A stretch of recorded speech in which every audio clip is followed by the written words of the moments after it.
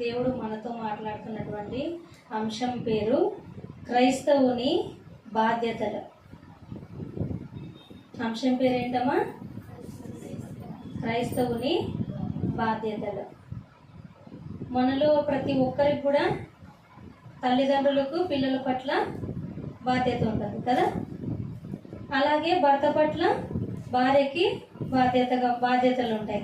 ప్రతి మనిషికి కూడాను బాధ్యతలు లేకుండా ఎవరు ఉండరు. ప్రతి ఒక్కరికి కూడా బాధ్యతలు ఉంటాయి. ఆఖరికి చదువుకుంటున్నటువంటి స్టూడెంట్స్ సైతము చదువు పట్ల బాధ్యత కలిగి వాళ్ళు చదువుకుంటారు కదా. ఎగ్జామ్స్ వస్తున్నాయి, బాగా చదువుకోవాలి, లేదంటే మంచి రిజల్ట్ పొందుకోలేము అని చెప్పి ప్రతి ఒక్కరికి కూడా చిన్న బిడ్డలు మొదలుకొని పెద్ద వయసు వారి వరకు కూడాను ఏదో ఒక బాధ్యతలు ప్రతి ఒక్కరు కూడా కలిగి ఉంటారు కదమ్మా. అలాగే క్రైస్తవులుగా ఉన్నటువంటి ప్రతి ఒక్కరు కూడా కలిగి ఉండవలసినటువంటి కొన్ని రెస్పాన్సిబిలిటీస్, బాధ్యతలు కంపల్సరీ ఉన్నాయి. కాకపోతే మనము గ్రహించడం లేదు. అయితే ఈ దినమున క్రైస్తవునిగా మనకు ఎటువంటి బాధ్యతలు ఉన్నాయి, ఆ బాధ్యతలలో మనం ఏవి చేస్తున్నాము, ఏమి చేయడం లేదు, ఏ విషయంలో లోపం కలిగి ఉన్నామో ఈ దినమున మనమందరం కూడా ప్రతి ఒక్కరం మన హృదయంలో పరిశీలన చేసుకోవాల్సిన వారముగా ఉన్నాము. మొట్టమొదటిగా క్రైస్తవుడు కలిగి ఉన్నటువంటి బాధ్యత క్రమముగా సంఘారాధనలో పాల్గొనవలెను కదమ్మా. క్రైస్తవుడు అనేటువంటి ప్రతి ఒక్కరు కూడా ఈ యొక్క విషయంలో అయితే బాధ్యత కలిగి ఉంటారు కదా. క్రైస్తవుని కాబట్టి నేను ప్రతి ఆదివారం చర్చికి వెళ్తాను, కానుకిస్తాను, దశభాగం ఇస్తాను, అంతే కదా క్రైస్తవుని బాధ్యత. ఇంకేముంది? ఇంకేం లేదు కదా. ప్రతి ఆదివారము నేను చర్చికి వెళ్తున్నాను కదా, దశభాగం ఇస్తున్నాను. మరి నాకు బాధ్యతలు అంటూ ఇంకేమున్నాయి? ఏమున్నాయి అని మనం ఆలోచిస్తే దేవుడు ఈ దినమున కొన్ని విషయములు మనతో మాట్లాడుతున్నారు. ప్రతి ఏప్రిల్కి రాసిన పత్రిక 10వ అధ్యాయము 25వ వచనం చదవగలిగిన వాళ్ళందరూ కూడా బైబిల్ ఓపెన్ చేసి చూసుకోండమ్మా.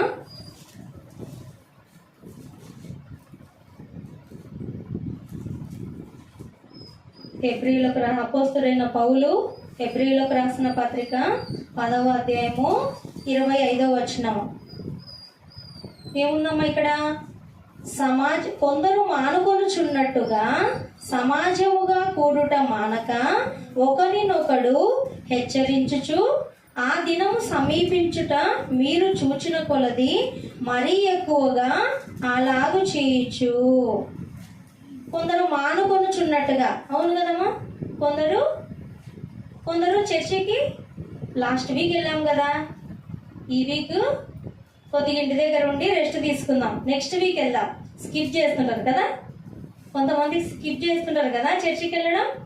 ప్రతి ఆదివారం వెళ్ళాలన్నా, లాస్ట్ వీక్ వెళ్ళాను కాబట్టి ఈ వీక్ వెళ్ళకుండా అటు వచ్చే వారం వెళ్ళొచ్చు కదా. అట్లా కొందరు మానుకొనుచున్నట్టుగా మనం మానుకొనకూడదు. క్రైస్తవుని యొక్క బాధ్యత ఎలా ఉండాలి? కొందరు మానుకొనుచున్నట్టుగా మనం మానుకొనక సమాజముగా కూడుకోవాలంట. సమాజముగా కూడుట మానక ఒకరినొకడు హెచ్చరించుకుంటూ ఉండాలి.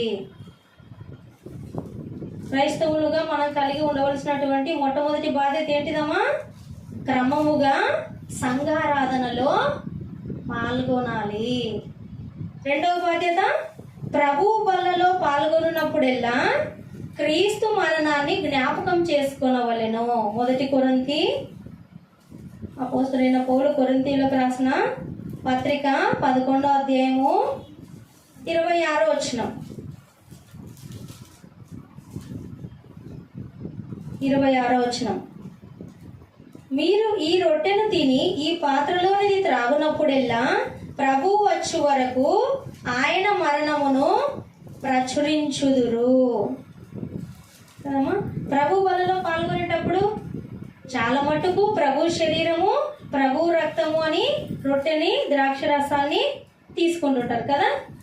కొంతమంది తెలియక అనాచారంగా అలాగ ప్రార్థన చేసుకొని జస్ట్ తాగేస్తుంటారు కదా, తిని తాగుతుంటారు. అంటే నేను బాప్తిజం తీసుకున్నానని చాలా సంఘాల్లో ఆ ఒక భావము తెలియక తీసుకుంటున్నప్పుడు మనం ఏ జ్ఞాపకం చేసుకోమంటున్నాడు దేవుడు?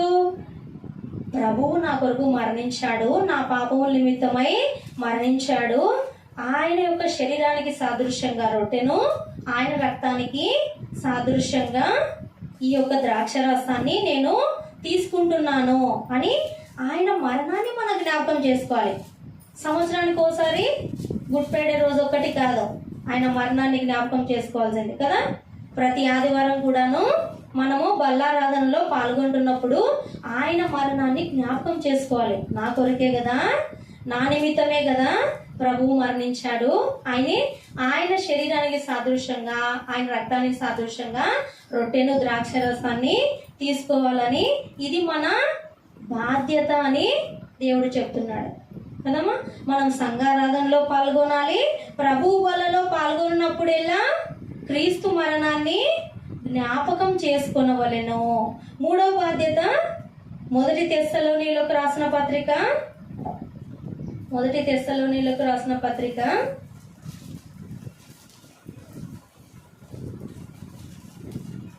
3:12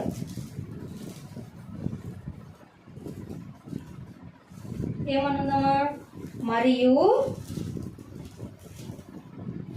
మన ప్రభు అయిన యేసు తన పరిశుద్ధులందరితో వచ్చినప్పుడు మన తండ్రి అయిన దేవుని ఎదుట మీ హృదయములను పరిశుద్ధత విషయమై అనింద్యమైనవిగా ఆయన స్థిరపరచుటకై మేము మీ ఎడల ఎలాగో ప్రేమలో అభివృద్ధి పొంది వర్ధిల్లుచున్నామో అలాగే మీరును ఒకని ఎడల ఒకడును మనుషులందరి ఎడలను ప్రేమలో అభివృద్ధి పొంది వర్ధిల్లునట్లు ప్రభు దయచేయునుగాక. కదమ్మా, అపోస్తలుడైన పౌలు తెస్సలోనిక సంఘానికి రాస్తే ఏమంటున్నారు? మేము మిమ్మల్ని ఏ విధంగా అయితే ప్రేమించామో అలాగే మీరు కూడా విశ్వాసులను మాత్రమే కాదు మనుషులందరినీ ప్రేమించాలి. మేము ఎలాగైతే ప్రేమలో అభివృద్ధి పొందామో పౌలు గారు అంటున్నారు, మేము ఎలాగైతే ప్రేమలో ఒకరి ఎడల ఒకరు ప్రేమలో వర్ధిల్లుతూ ఉన్నామో మీరు సైతం ఎలా ఉండాలి? ఒకరి ఎడల ఒకరు ప్రేమ కలిగి నడుచుకోవాలి. అది క్రైస్తవుని బాధ్యత కదమ్మా. ఓన్లీ చర్చికి వెళ్ళడమే క్రైస్తవుని బాధ్యత కాదు. క్రైస్తవుని బాధ్యత, మూడో బాధ్యతగా మనం ఏం మాట్లాడుకుంటున్నాము? విశ్వాసులను, మనుషులందరినీ ప్రేమించాలంట. కేవలం విశ్వాసులను, మంచివారిని, నీతిగా ఉండేవారిని, ప్రార్థనా పరులని అందరూ ప్రేమిస్తారు కదమ్మా. మనుషులందరినీ ప్రేమించేవాడుగా ఉండాలి క్రైస్తవుడు. వారు మంచివారు కావచ్చు, చెడ్డవారు కావచ్చు. సంఘంలో మనము మంచివారితో మాత్రమే కాదు అందరినీ, మనుషులందరినీ కూడా ప్రేమించాలని క్రైస్తవుని బాధ్యత ఇదని దేవుడు తెలియపరుస్తున్నాడు మనకు వాక్యం ద్వారా. కాబట్టి మనం అందరం కూడా అందరినీ, మనుషులందరినీ కూడా సమానముగా ప్రేమించేటువంటి బాధ్యత ఒక క్రైస్తవురాలిగా మనం అందరం క్రైస్తవులుగా కలిగి ఉండాలి. మరొక బాధ్యత ఓపిక కలిగి ఉండాలి.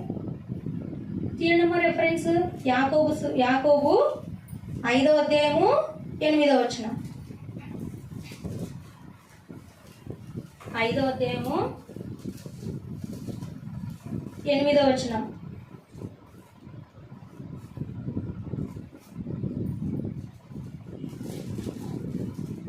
తీసారమ్మా? ఏమనుందమ్మా అక్కడ? ప్రభువు రాక సమీపించుచున్నది కనుక మీరును ఓపిక కలిగి ఉండుడి. క్రైస్తవురాలుగా, క్రైస్తవుడిగా మనమందరము కలిగి ఉండాల్సినటువంటి మరొక బాధ్యత ఏంటిది? ఓపిక కలిగి ఉండాలి. ప్రభు రాకడ వచ్చేంత వరకు కూడా అది ఏ విషయమైనా సరే, మన ఇంటి విషయం కావచ్చు, పక్కవారి విషయం కావచ్చు, బంధువుల విషయం కావచ్చు, మన ఇంట్లో కష్టాలు వచ్చినా, శ్రమలు వచ్చినా, ఏ విషయానికైనా మనకు ఓపిక అనేది ఉండాలి. ఉంటుందా? నేటి క్రైస్తవులుగా మనము క్రైస్తవులమని పేరుకు మాత్రమే కలిగి ఉన్నామా, అన్యులు మనల్ని చూసినప్పుడు ఎంత ఓపిక కలిగినటువంటి వారు, నిజంగా క్రైస్తవులు అంటే ఇంత ఓపిక కలిగి ఉంటారా అని మనల్ని చూసి అనగలిగేటట్లుగా మనం ఉంటున్నామా? పరీక్షించుకోవాలి ఈ సమయం అందు కదా. క్రైస్తవులుగా మనము ఈ బాధ్యతలు కలిగి ఉన్నామా? మనము ఓపిక కలిగి ఉన్నామా లేదా? ఒకవేళ లేని వారం అయితే ఓపిక కలిగి ఉండాలని దేవుడు మనకు వాక్యం ద్వారా సెలవిస్తున్నాడు. దేవుని ప్రియమైన వారలారా, అలాగే 1 యోహాను 3వ అధ్యాయము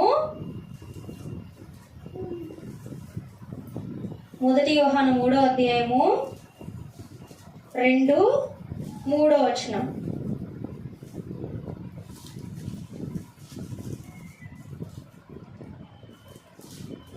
1 యోహాను 3వ అధ్యాయము 2-3 వచనం ఏమనున్నాం అక్కడ? ప్రియులారా, ఇప్పుడు మనము దేవుని పిల్లలమై ఉన్నాము. అవునమ్మా? మనమందరం దేవుని పిల్లలమేనా? ఉన్నామమ్మా? దేవుని పిల్లలమేనా? మనము దేవుని పిల్లలమే మనమంతా కదా. దేవుని పిల్లలమా కాదని మీకు ఎవరికైనా డౌట్ ఉందా? లేదమ్మా? ఒకవేళ డౌట్ ఉంటే వీరికి వాక్యాధారంగా ఉందమ్మా, తెలుసుకోవచ్చు దేవుని పిల్లలమా కాదా అని. తీయండమ్మా యోహాను సువార్తలో. యోహాను సువార్త 1వ అధ్యాయం 12వ వచనంలో ఏమనుందో తెలుసా? తన్ను ఎందరు అంగీకరించిరో వారికందరికీ, అనగా తన నామమునందు విశ్వాసం ఉంచిన వారికి దేవుని పిల్లలగుటకు ఆయన అధికారము అనుగ్రహించెను. తన్ను అంటే ప్రభువును ఎవరైతే అంగీకరిస్తారో వారందరికీ, అనగా తన నామమునందు విశ్వాసం ఉంచిన వారికి. ప్రభువు నామమునందు మనమందరం విశ్వాసం ఉంచామా? విశ్వాసం ఉంచామా కదా? విశ్వాసం ఉంచామా కదా? కాబట్టే కదమ్మా ప్రభువు నమ్ముకొని ఆయన అడుగుజాలు నడవాలని అనుకుంటున్నాం కదా. క్రీస్తు నమ్ముకున్నాం కదా. ఆయన నామమందు విశ్వాసం ఉంచిన వారందరికీ దేవుడు ఆయన పిల్లలగుటకు అధికారం ఇచ్చాడంట. దీన్ని బట్టి మనం దేవుని పిల్లలమని చెప్పచ్చు కదా. కాబట్టి ఇక్కడ 1 యోహాను 3వ అధ్యాయం 2వ వచనంలో ఏమనుంది? ప్రియులారా, ఇప్పుడు మనం దేవుని పిల్లలమై ఉన్నాము కదా. దేవుని పిల్లలమై ఉన్నాము. మనం ఇక ఏమవుదుమో అది ఇంకా ప్రత్యక్షపరచబడలేదు, కానీ ఆయన ప్రత్యక్షమైనప్పుడు ఆయన ఉన్నట్లుగానే ఆయనను చూతుము, కనుక ఆయనను పోలి యుందుమని ఎరుగుదుము. అలాగే ఆయన యందు ఈ నిరీక్షణ పెట్టుకొనిన ప్రతి వాడును ఆయన పవిత్రుడై ఉన్నట్టుగా తన్ను పవిత్రునిగా చేసుకొనును. ఇందులో వాక్యంలో ఏమనుందంటమ్మా? ప్రభు వస్తారు కదా, ఆయన ప్రత్యక్షమవుతాడు కదా మనకి రాకడిలో. ఆయన ప్రత్యక్షమైనప్పుడు ఆయనకు మనం కనబరాలి కదా, ప్రత్యక్షం కావాలి కదా. మనం తీసుకెళ్లాలంటే మనం నీతిగా జీవించి మరణిస్తే మనము క్రీస్తుకు ప్రత్యక్షమవుతాం కదా. ప్రభు మనకి ప్రత్యక్షమైనప్పుడు ఆయనతో పాటు మనం వెళ్ళాలంటే మనము ఎవరిని పోలి నడుచుకోవాలి? ప్రభువును పోలి నడుచుకోవాలి. ప్రభు ఈ లోకంలో ఏ విధంగా జీవించాడు, ఆ విధంగా మనం ఈ లోకంలో జీవిస్తే ప్రభు ప్రత్యక్షమైనప్పుడు మనము కూడా ఆయన ఉన్నట్లుగా ఉంటామంట కదా. మనముగా జీవించకూడదు. ఇంతకుముందు చెప్పానమ్మా మీకు, ఈ మనము మనలా జీవించకూడదు. మన స్థానంలో ప్రభు మరణించాడు గనక మనం ప్రభు స్థానంలో జీవించాలని తెలియపరిచాను ఇంతకుముందు కదా. కాబట్టి ప్రభువు వలె మనం ఈ లోకంలో జీవించినప్పుడు, మనం ప్రభు రాకడొచ్చినప్పుడు ఆయన ఉన్నట్టుగా మనము మహిమగల శరీరాన్ని మనము ధరించుకొని మనం తండ్రితో నిత్యము ఉండాలంటే ప్రభువు ఈ లోకంలో ఉన్నట్లుగా ఆయనను పోలి మనము నడుచుకోవాలని చెప్తుంది బైబిల్ కదమ్మా. ప్రభువు ఉన్నట్లుగా మనం ఉండాలంటే ఎంత ప్రత్యేక జీవితాన్ని జీవించాలమో మనము కదా. ప్రత్యేక జీవితం జీవించడము క్రైస్తవుని యొక్క బాధ్యత. ఈ దినమున మనం మాట్లాడుకునే బాధ్యతలో 5వ బాధ్యతగా ప్రత్యేక జీవితాన్ని మనం జీవించాలి. ఉన్నామమ్మా ప్రత్యేక జీవితం కలిగి? ఇంతకు ముందు క్రైస్తవులు, నాటి కాలంలో క్రైస్తవులు చూస్తే క్రైస్తవులు అంటే వీళ్ళు అనేటట్లుగా జీవించేవారు కదమ్మా. ఇప్పుడు చూస్తుంటే క్రైస్తవులు ఎలాగంటున్నారు? వీళ్ళు క్రైస్తవులా? క్రైస్తవులు అంటే ఇలాగుండాలి, నిజంగా క్రైస్తవులా వీళ్ళు, అందుకే ఇలాగున్నారు అనాలి మనల్ని చూసి కదమ్మా. అది ప్రత్యేక జీవితం. అన్యులతోనైనా పక్కవారితోనైనా బంధువులతోనైనా ఎవరితోనైనా మన సాక్ష్యం ఎలా ఉండాలి? క్రైస్తవులు అంటే వీళ్ళలో ప్రేమ చూడండి, అద్భుతం కదా. మన ప్రభు ఏమంటాడమ్మా? నిన్ను ప్రేమించిన వారినే ప్రేమించమంటాడా ప్రభు? అలాగైతే నీకేం మేలు కలుగుతుంది అంటాడు. నీ శత్రువునైనా ప్రేమించమంటాడు, నిన్ను హింసించే వారి కొరకు ప్రార్థన చేయమంటాడు ప్రభు కదమ్మా. ప్రభు కూడా అలాగే కదమ్మా చేశాడు. తనని హింసించే వరకు తండ్రి వీరు ఏమి చేయుచున్నారో వీరు ఎరుగరు కనుక వీరిని క్షమించుము అన్నాడు. ఎంత ప్రత్యేక జీవితం అమ్మా కదా. ఈ లోక నానుడి ప్రకారంగా ఒక చెంప కొడితే ఇంకొక చెంప చెల్లు అని వాయిస్తారు. అది ఈ లోకంలో ఉండే నానుడే. పోనీలే క్రీస్తు నమ్ముకున్నాం, ఒక చెంపను కొట్టినారు, సైలెంట్గా వచ్చేస్తాం. క్రీస్తును ఏదో ఇంకా కొద్ది గొప్ప విశ్వాసం ఉంది కాబట్టి ఒక చెంపను కొట్టినారనుకోండి, ఎవరైనా సైలెంట్గా వచ్చేయమంటే వచ్చేస్తాం. కానీ ఇంకొక చెంప చూపించండి అంటే ఏంటిదమ్మా ఇది? ప్రభు ఏం చెప్పాడు? ఒక చెంప కొడితే ఇంకొక చెంప చూపించాలంట. ఎంత ప్రత్యేకమైన జీవితం మనకి ప్రభు నేర్పిస్తున్నాడు కదమ్మా. మరి ఆయనను పోలి నడుచుకోమంటున్నాడు ప్రభు మనల్ని కదా. ఎంత ప్రత్యేకంగా ఉండాలి మనం ప్రతి విషయంలో. నేరము చేస్తే తప్పు అంటది ఈ లోకం. నేరం చేసిన తర్వాత ఒకరిని ఏదైనా సరే ఒకరిని చంపిన తర్వాత, ఒక దౌర్జన్యం జరిగిన తర్వాత, ఒక యాక్సిడెంట్ జరిగిన తర్వాత, ఒక దుర్మార్గం ఏదైనా సరే జరిగిన తర్వాత కదమ్మా పోలీసులు వస్తారు కదా. ఒక సిచ్యువేషన్కి ఒక సంఘటనకి ఎప్పుడైనా పోలీసులు వచ్చారంటే జరగక ముందు ఆపడానికి వస్తారా, జరిగినాక వస్తారమ్మా వాళ్ళు? జరిగినాక వస్తారు. ఏం చేయనికమ్మా కదా. కానీ దేవుడు అంటాడు నువ్వు నేరం చేసిన తర్వాత శిక్ష మొల్లేకిస్తుంది ఈ లోకం. దేవుడు అంటాడు నువ్వు చేసిన తర్వాత కాదు, నీ హృదయములో ఆలోచనలు వస్తాయే, అప్పుడే నా దృష్టిలో నువ్వు నేరస్తుడివి. ఈ లోకం దృష్టిలో అయితే నేరం చేస్తే నేరస్తుడివి, కానీ ఇప్పుడు దేవుని దృష్టిలో నేరం పుడితే నీ హృదయంలో పుడుతుంది చూడు, ఇంకా చెయ్యకముందే. అందుకే కదమ్మా ఒక స్త్రీని మోహపు చూపుతో చూచినప్పుడే వాళ్ళ హృదయంలో వ్యభిచారం చేసినట్లంట. క్రియల్లో చేస్తే కాదు, తన హృదయంలో తలచినప్పుడే నేరము చేసిన వాడని ప్రభు అంటున్నాడు. అంటే ఎంత ప్రత్యేకంగా జీవించాలని కోరుకుంటున్నాడు ప్రభు కదా. నువ్వు చెయ్యడం కాదు, నీ హృదయాలోచనలు, నీ హృదయములో సైతం చెడు ఉండకూడదు. నువ్వు క్రియల ద్వారా ఒక మనిషిని హత్య చేయడం కాదు, హత్య చెయ్యాలి అనే ఆలోచనే నీలో రాకూడదు. ఎంత ప్రత్యేకం. చేసినప్పుడు కదమ్మా తప్పు అంటాము కదా. కానీ దేవుడు ఎంత ప్రత్యేకంగా జీవించమంటున్నాడంటే చెయ్యడం వరకు కాదు, చేసే ఆలోచనే మనలో ఉండకూడదు. అంత ప్రత్యేకంగా మనల్ని జీవించాలని, అది క్రైస్తవుని యొక్క బాధ్యత. ప్రత్యేకంగా జీవించడము మనం క్రైస్తవులముగా కలిగి ఉండవలసినటువంటి బాధ్యత. అలాగే 1 కొరింథీయులకు రాసిన పత్రిక 4వ అధ్యాయము 5వ వచనం.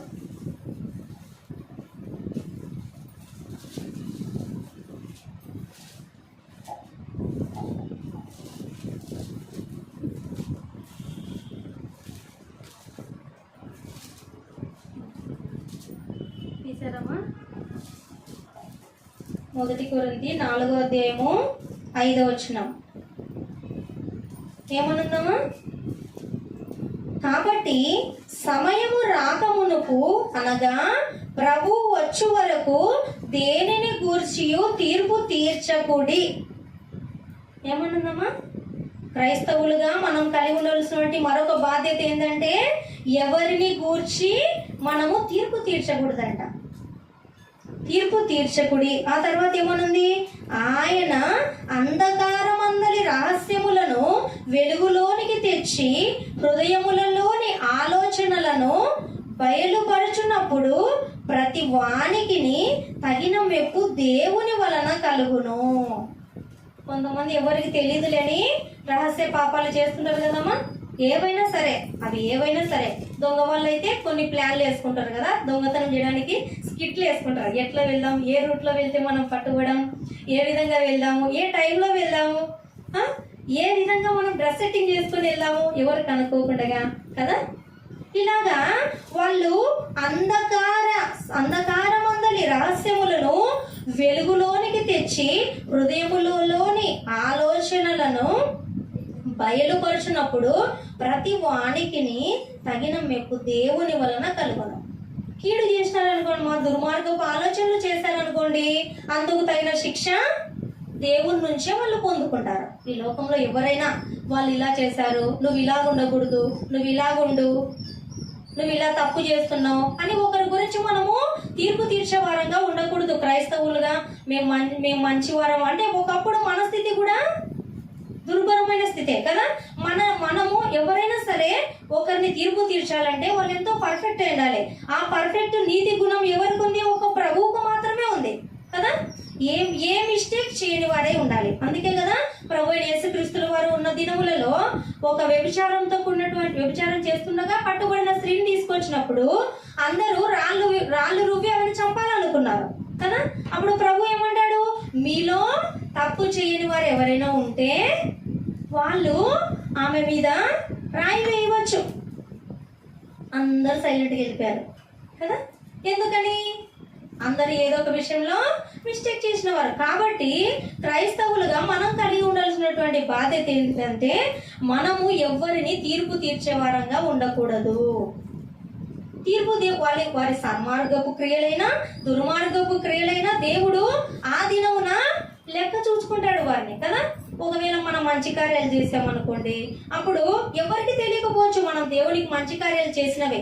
అప్పుడు ఏమంటున్నాడంటే దేవుడు అంధకారం అందరి రహస్యములను వెలుగులోనికి తెచ్చి హృదయములలోని ఆలోచనలను బయలుపరచినప్పుడు ప్రతి వానికి తగిన మెప్పు వస్తుందంట కదా. మనం అనుకుంటాం దేవుడికి నేను చేసే క్రియలు ఎవరికి తెలియదు, దేవునికి నాకు మాత్రమే తెలుసు అనుకున్నా, దేవుడు మనకి తగిన దినమున ఆ తీర్పు దినమందు మనకు తగిన మెప్పు వస్తుంది.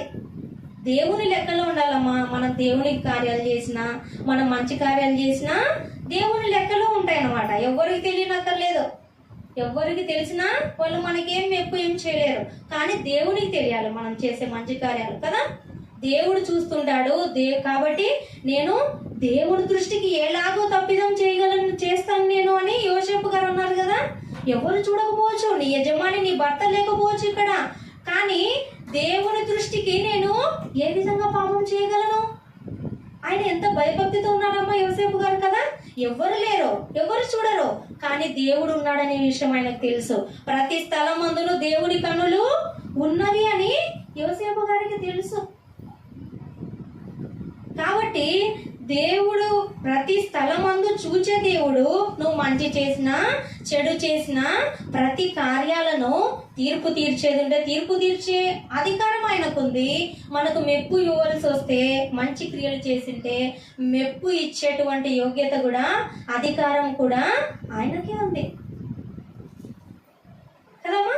కాబట్టి మనం ఎవరిని గూర్చి కూడా తీర్పు తీర్చకూడదు అని దేవుడు ఈ దినమున తెలియపరుస్తున్నాడు. అలాగే మరొక బాధ్యత వాక్యమును ప్రకటించాలి.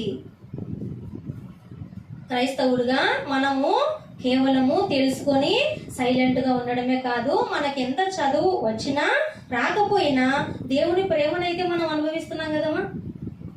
చదివి ఉన్నట్టుగా చెప్పకపోయినా దేవుని ప్రేమను నువ్వు ఎలాగైతే అనుభవిస్తున్నావో దాన్నే నీకు వచ్చినటువంటి 2 ముక్కలలోనైనా దేవుని వాక్యాన్ని నీ చేతనైనంత మట్టుకు నీ చుట్టూ ఉన్న వారికి లేదా నీ బంధువులకి, నీ తోటి వారికి, నువ్వు పనిచేసే చోట లేదా నీ ఇంటి వారికి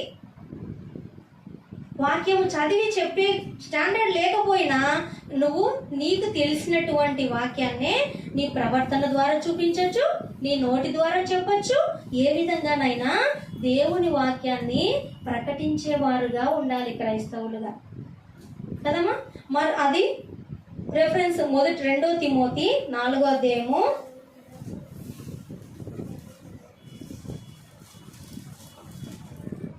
2 తిమోతి 4వ అధ్యాయము 1-2. దేవుని ఎదుటను సజీవులకును మృతులకును తీర్పు తీర్చు క్రీస్తు యేసు ఎదుటను ఆయన ప్రత్యక్షత తోడు ఆయన రాజ్యము తోడు నేను ఆనబెట్టి చెప్పున్నదేమనగా వాక్యమును ప్రకటించుము, సమయమందును అసమయమందును ప్రయాసపడుము. చూడండమ్మా, ఇంత చక్కగా దేవుడు చెప్తున్నాడు, వాక్యాన్ని ప్రకటించండి. ఎప్పుడెప్పుడు? మనకు సమయం ఉన్నప్పుడు ఒకటే కాదంట, మనకు పడుకునే సమయంలో ఎవరికైనా వాక్యము చెప్పాల్సి వచ్చింది అనుకోండి, నిద్రను పక్కన పెట్టేయాలి కదా. సమయమందు అసమయమందు వాక్యాన్ని ప్రకటించుము, ప్రయాసపడుము, సంపూర్ణమైన దీర్ఘశాంతముతో ఉపదేశించుచు ఖండించుచు గద్దించుము, బుద్ధి చెప్పుము కదమ్మా.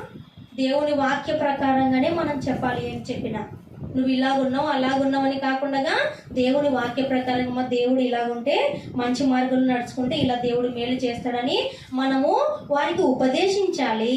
వాళ్ళు చేసేది ఏదైనా పొరపాటు ఉంటే ఖండించాలి, గద్దించాలి, బుద్ధి చెప్పాలంట. క్రైస్తవునిగా ఈ బాధ్యతలన్నీ మనం కలిగి ఉండాలని దేవుడు ఈ దినమున మనతో మాట్లాడుతున్నాడు. అలాగే ఇతరులను ఆదరించే వారంగా ఉండాలంట. మనమందరం కూడాను ఆదరించే వారుగా, అందరినీ కూడా మనల్ని ఆశ్రయించినటువంటి వారైనా బాధలో ఉన్నటువంటి వారైనా మొదటి తెస్సలోనికులు రాసిన పత్రిక 4వ అధ్యాయము 16వ వచనం 16-18 ఉంది చూడమ్మా. కాబట్టి మీరు ఈ మాటల చేత ఒకరినొకడు ఆదరించుకొనుడి. ఒకరినొకడు మనం అందరం కూడా ఎలా ఉండాలంట? ఆదరించుకోవాలి. దేవుని మాటల చేత ఎలాగ ఆదరించుకోవాలి? మనము ఈ లోకంలో ఉండేవారం కాదమ్మా. మనము దేవుని వద్దకు మేఘాల మీద పై వచనంలో ఉందో చూడండి, ఆ మీదట సజీవులమై నిలిచి ఉండు మనము వారితో కూడా ఏకముగా ప్రభువును ఎదుర్కొనుటకు ఆకాశ మండలమునకు మేఘముల మీద కొనిపోబడుదుము. కాగా మనము సదాకాలం ప్రభువుతో కూడా ఉందుము. ఈ లోకంలో కొద్ది కాలమేనమ్మా శ్రమలు అని ఎవరైనా బాధపడుతున్నప్పుడు, వాళ్ళు నిస్పృహలో ఉన్నప్పుడు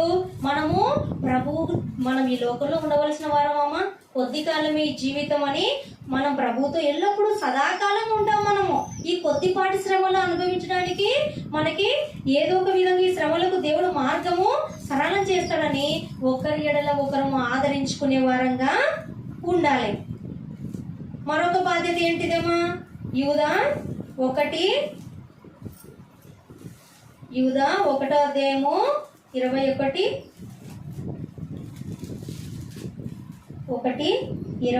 వచనం ఏమనుందమ్మా ఇక్కడ? 1:21-23 వరకు అమ్మా.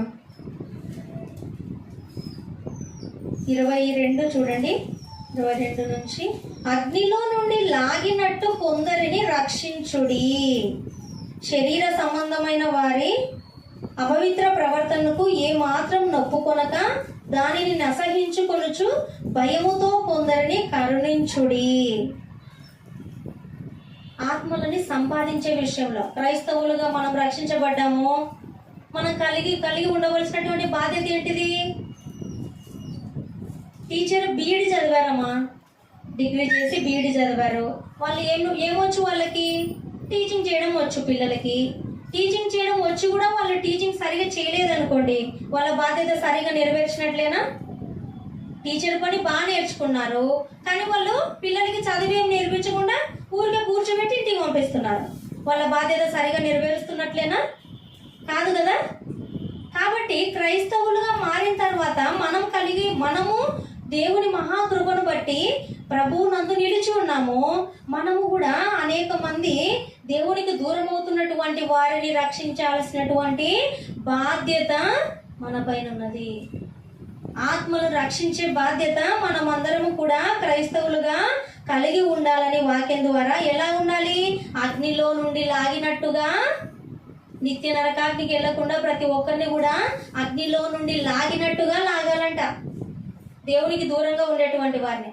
అది క్రైస్తవుని యొక్క బాధ్యత అని దేవుడు తెలియపరుస్తున్నాడు. ఇంకో లాస్ట్ బాధ్యతమా ఇంకొకటి, కొలస్సీలకు రాసిన పత్రిక, అపోస్తులైన పౌలు కొలస్సీలకు రాసిన పత్రిక 3వ అధ్యాయము 1 నుండి 4 వచనాలు. మీరు క్రీస్తుతో కూడా లేపబడిన వారైతే పైనున్న వాటినే వెదుకుడి. క్రీస్తుతో కూడా మనం లేపబడిన వారమే కదమ్మా, కదా. క్రీస్తు మన కొరకు మరణించాడు, మనము కూడా బాప్తిసం ద్వారా క్రీస్తు కొరకే ఇంకా బ్రతుకుతామని మనము నూతన జన్మను పొందిన వారము. అయితే క్రీస్తుతో కూడా మనము బాప్తిసం ద్వారా లేపబడిన వారము. మనం ఏం చేయాలి? పైనున్న వాటినే వెదకాలి. అక్కడ క్రీస్తు దేవుని కుడిపార్శ్వమున కూర్చుండి ఉన్నాడు కదా. దేవుని కుడిపార్శ్వమందు క్రీస్తు కూర్చుండి ఉన్నాడు. పైనున్న వాటి మీదనే కానీ భూ సంబంధమైన వాటి మీద మనస్సు పెట్టుకొనకుడి. ఏలయనగా మీరు మృతి పొందితిరి, మీ జీవము క్రీస్తుతో కూడా దేవుని యందు దాచబడి ఉన్నది. మనకు జీవమై ఉన్న క్రీస్తు ప్రత్యక్షమైనప్పుడు మీరును ఆయనతో కూడా మహిమ యందు ప్రత్యక్షపరచబడుదురు. చూసారు కదమ్మా, మనము పరలోక సంబంధుల వలె జీవించాలంట. క్రైస్తవులుగా మనం కలిగి ఉండవలసినటువంటి మరొక బాధ్యత ఏంటిది? పరలోక సంబంధులుగా. క్రీస్తు నమ్ముకున్నాం, నేను క్రైస్తవురాలనే, అయితే నేను ఈ లోక సంబంధంగానే జీవిస్తాను అంటే మన బాధ్యత మనం నెరవేర్చినట్లు కాదు. పరలోక సంబంధుల వలె మనము జీవించాలి. పైనున్న వాటిపైన మనము మనస్సు పెట్టుకోవాలి, భూ సంబంధమైన వాటిపైన పెట్టుకోనకూడదు కదా. మనము క్రైస్తవురాలిగా ఇంకా దేవుడు ఈ బాధ్యతలన్నీ కూడా మనతో మాట్లాడుతున్నాడు. ఇప్పటి వరకు ఏమేమి నేర్చుకున్నామమ్మా? క్రైస్తవులుగా మనము ఏమేమి బాధ్యతలు కలిగి ఉండాలనుకున్నాము?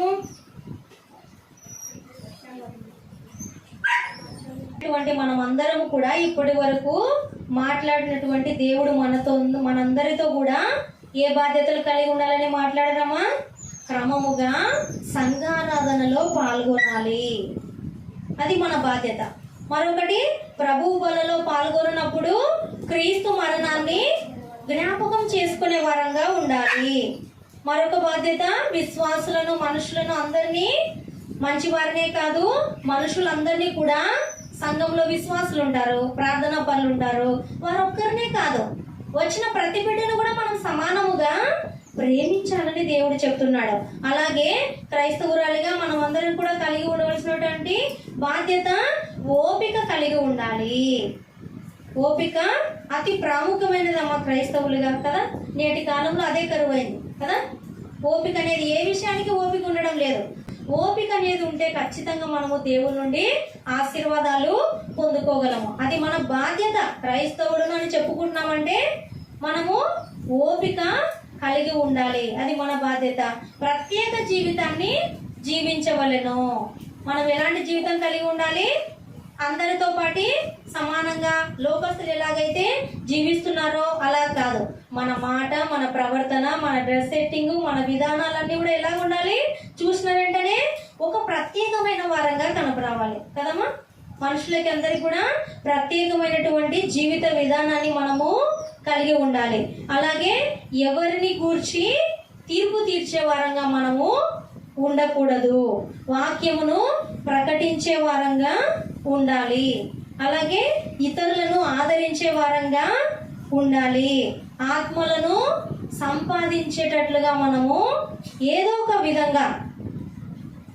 విధంగా ఇంటి వారిని మనకు చేతనైనంత మట్టుకు మనము క్రైస్తవుడిగా మనం రక్షించబడ్డాక ఇంకొంతమందిని ఆత్మలను రక్షించే వారంగా ఉండాలి. అది క్రైస్తవులుగా మన బాధ్యత. అలాగే పరలోక సంబంధుల వలె మనము జీవించాలి, ఈ లోక సంబంధులుగా కాదు కదమ్మా. పరలోక సంబంధుల వలె మనం జీవించాలి. ఇతరులు చూసినప్పుడు నిజంగా మనలో ఒక ప్రత్యేకత అనేది వాళ్ళకి కనపరావాలి కదా. వాళ్ళు ఈ లోక సంబంధమైన వాటిపైనే కదమ్మా అన్యులంతా మనసు ఉంచుకుంటారు, ఇదే శాశ్వతం అనుకుంటారు. కానీ మనం అలా కాదు. ఈ లోకంలో ఎంత ఉన్నా, దేవుడు ఎంత దీవించినా, ఎంత ధనం ఉన్నా, మనము ఈ లోక సంబంధమైన వాటిపైన మనసు నిలుపుకొనక పరలోక సంబంధమైన వాటిపైనే ఆలోచన కలిగి దేవుని రాకడ వచ్చేంత వరకు కూడా నమ్మకంగా ఉండాలి. లేదా మనం మరణించేంత వరకు దేవునిలో క్రీస్తును పోలి నడుచుకునే వారంగా ఉండాలి. ఇవన్నీ కూడా క్రైస్తవురాలుగా మనం అందరం కూడా కలిగి ఉండవలసినటువంటి రెస్పాన్సిబిలిటీస్. మరి ఈ దినమున మనం అందరం కూడా వీటిలో ఏ బాధ్యత మనం లోపం కలిగి ఉన్నామో అన్నిటిని కూడా సవరించుకుని మన హృదయంలో పరిశుద్ధంగా పవిత్రంగా జీవించే వారంగా క్రీస్తుని మనకు నేర్పించినటువంటి ఏవైతే మనకు ఇప్పుడు వరకు ఉన్నాయో ఆ బాధ్యతలని సక్రమంగా నెరవేర్చి ఆయన కొరకు బ్రతికి ఆయన వద్దకు చేర్చబడాలని, ఆ విధంగా మనం అందరం కూడా ఉండాలని ప్రభు పేరిట మీ అందరికీ విన్నవించుకుంటున్నాను.